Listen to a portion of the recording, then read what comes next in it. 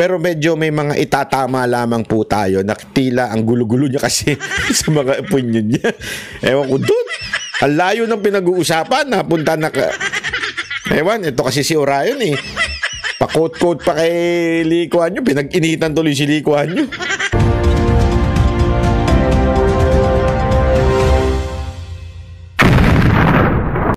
Claire, hindi ba parang okay naman na ang opinion, right? At kadalasan sa social media, opinion. Pero paano naman yung tinatawag na tahasang kamalian o kasinungalingan? Yes, very clear naman. Makikita naman natin kung ano ba yung disinformation, ano yung fake news. Example na lang, sabihin natin dito ha, ito ay nasa news naman, hindi naman kailangan na sabihin na wala dito.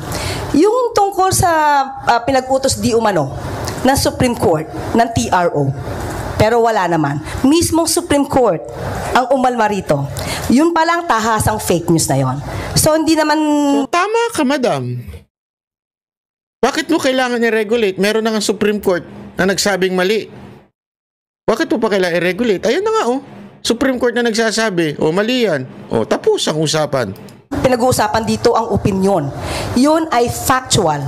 So, maliban doon, kitang-kita kagad na merong mali siya sa pagbibigay na ganitong klaseng fake news or disinformation. Okay, so would you like to react sa kanila pong sinabi?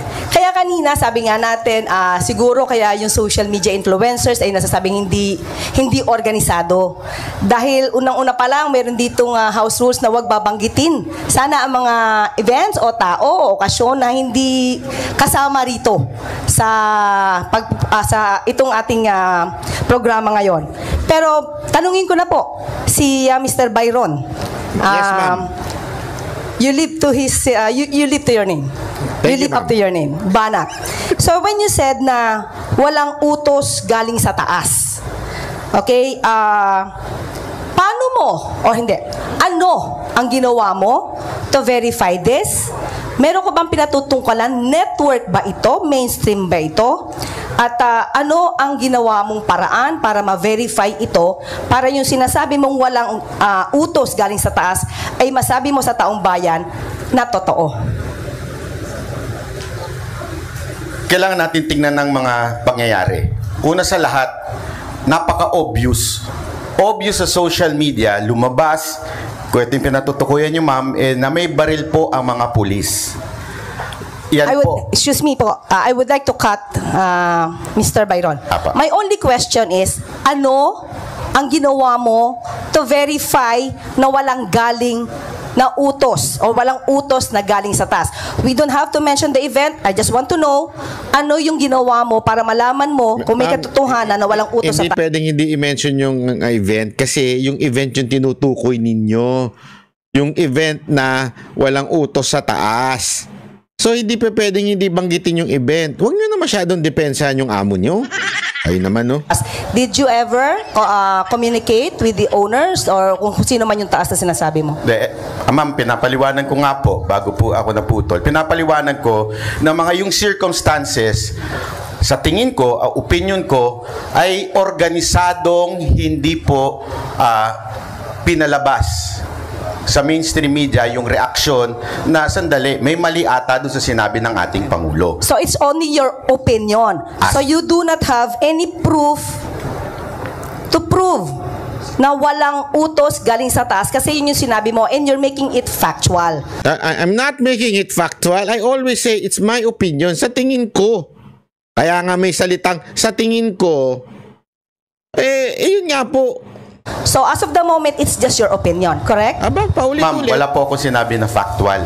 Paulit-ulit ko po sinasabi na it is my opinion. No, kanina po sinabi niyo po kanina na meron kayong nakausap at sinabi na hindi yan na ilabas dahil ang sabi, wala. Napareak ako eh. Ano sinasabi mo may nakausap ako? Demonyo? O yung duwende? Wala akong nakausap. Kailan ko sinabing may nakausap ako?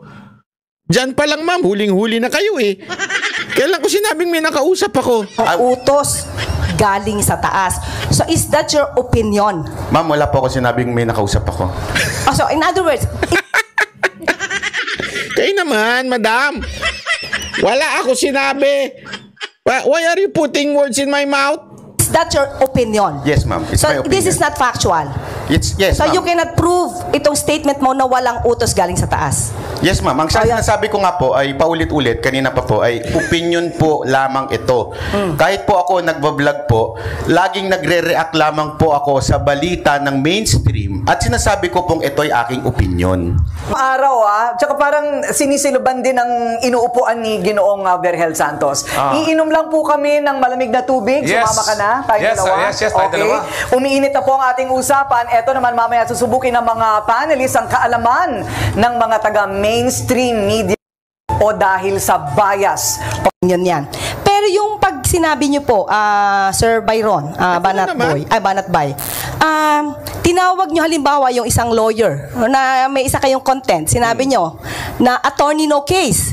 Hindi yun opinion kasi it's supposed to be factual. Kinausap niyo ba yung lawyer para malaman niyo na no case ito? Kasi it's one way na medyo dinidiscredit niyo yung kinokontent niyo. So, nakausap niyo ba yung lawyer para malaman niyo kung talagang wala ba siyang kaso? At kung hindi ba one way of making it giving this information? Una-una sa lahat, hindi ko po sinasabi na ito ay disinformation. Ito po ay ang bansag sa kanya ng mga netizen. So, akin lamang po yun na sinasabi din, na hindi ko naman din sinasabi na literal na no case yung tao. Ibig sabihin lang po ng no case, wala siyang tamang issue. Wala siyang punto. Ang right word talaga dyan is punto. Pag sinabi mo, di ba, wala ka namang kaso, wala ka namang case, no case ka. Ibig sabihin, wala kang punto. Wala kang pinaglalabang tama. Wala kang punto. Di ba? Yun ang sinasabi ko. Bakit? Kasi nga, alam ko, natalo siya sa kaso. Eto, sinundan ko pa.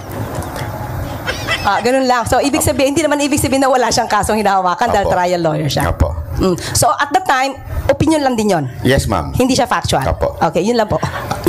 Pwede lang pong ituloy ko lang sa opinion po. Kasi lagi po nating mukhang nagkakalabo tayo sa issue ng ang dapat ba ang social media ay maghatid ng news o opinion. Paulit-ulit naman po sinasabi na ang social media ay isa lamang pong opinion. Na, tulad ng sinabi ni Sir, mali daw. Hindi po mali ang opinion. Bakit? Kung halimbawa, sabihin ko na mas masarap ang pakwan kesa sa saging, opinion ko ito. Hindi mo pwedeng sabihin mali. Kung mas masarap sa kanya ang saging, hindi ko pwedeng sabihin sa kanya, mali yan. Kasi nga, opinion po yun.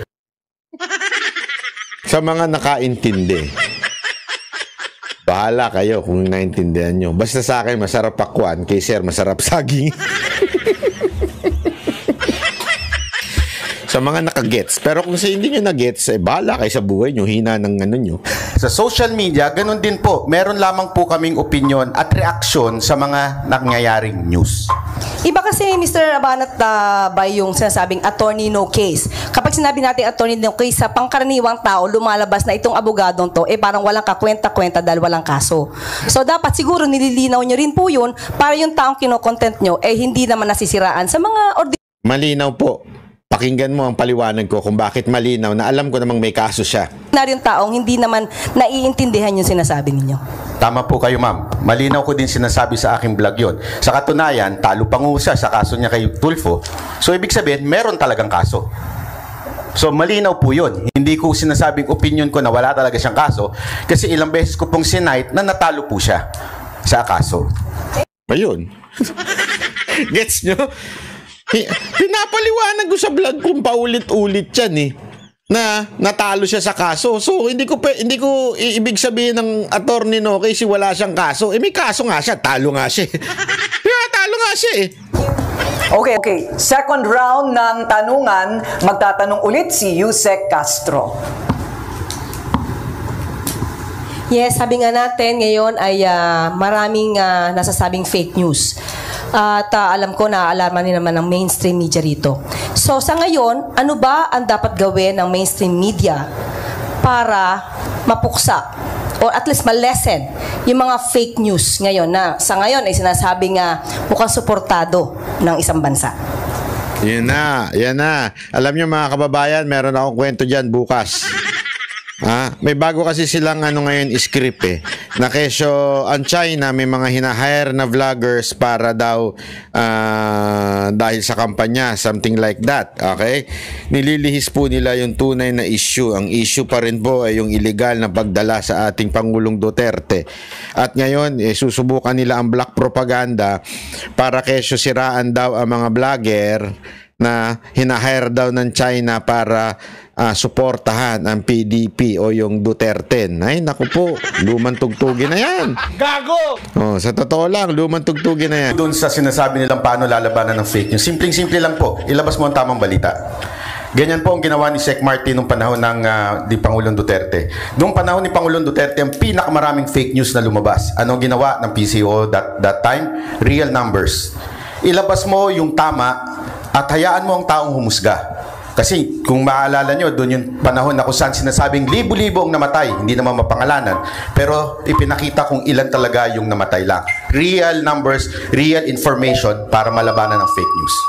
Pumunta tayo sa aking tanong na ano ba ang kahulugan ng fake news? At kayo rin po ba sa social media, sa vloggers, ay galit din sa fake news? Pero ano muna ang niyan? Ang pakahulugan. Pakinggan naman natin si Banat Bay. Ay! Ang nakakapagtaka lang dun sa buong topic kanina, ang dami nilang sinabi patungkol kay Lee Kuan Yew.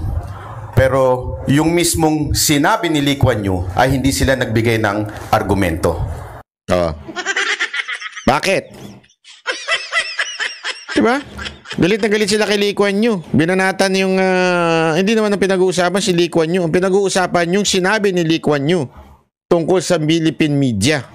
So yun ang hindi ko maintindihan hanggang sa na-realize ko na ganun po talaga pala ang personality nila. Bakit? Kasi Gago ka rin, ano? Gago! lahat po nila ang vloggers at influencer na tila mga hindi profesional o di kaya lagi nagpapakalat ng fake news. Ulitin ko, wag po natin i-generalize ito. Dahil meron namang vloggers na matino, meron din namang mainstream media na nagpapakalat din ng fake news. So, sana po wag natin i-generalize ang salitang fake news o yung salitang bayaran. Salamat po. Maraming salamat kay Ginoong Banat Bay. Ayan. Ayun na. So, ayan na po mga kababayan. Ang